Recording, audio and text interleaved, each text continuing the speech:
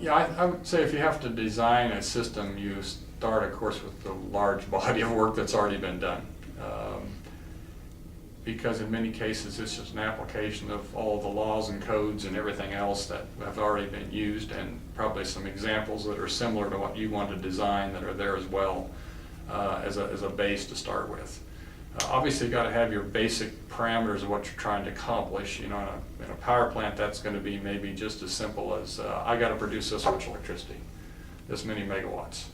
So that's a certain amount of output I've got to have. And then you back up from that into terms of, well, then that starts dictating the size of systems, and that starts dictating how much fuel I got to provide, and that starts dictating the temperatures and the pressures and all the other stuff you've got to go through.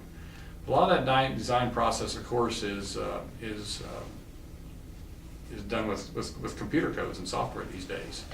That's not to say there's not a great burden on the engineer in the design process, but it's not simple, first of all, to understand and use those codes, and then it's the old garbage in, garbage out thing you got to worry about. That when you get to the end, do you believe the answer you get in terms of what a code might tell you?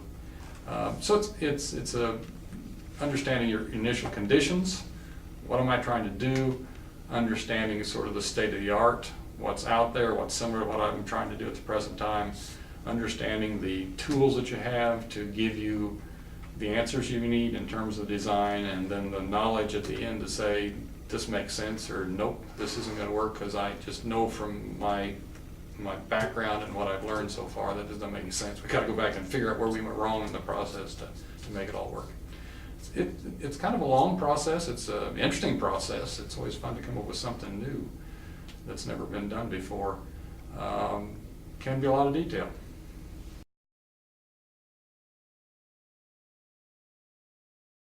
Depends so much on what you're talking about. You know, complete. Well, again, my background's in nuclear, so a complete design of a brand new nuclear power plant is probably a decade-long process, and would take literally hundreds of engineers working, because everybody kind of has their own little piece of it that they work on, and it gets integrated all together in the end.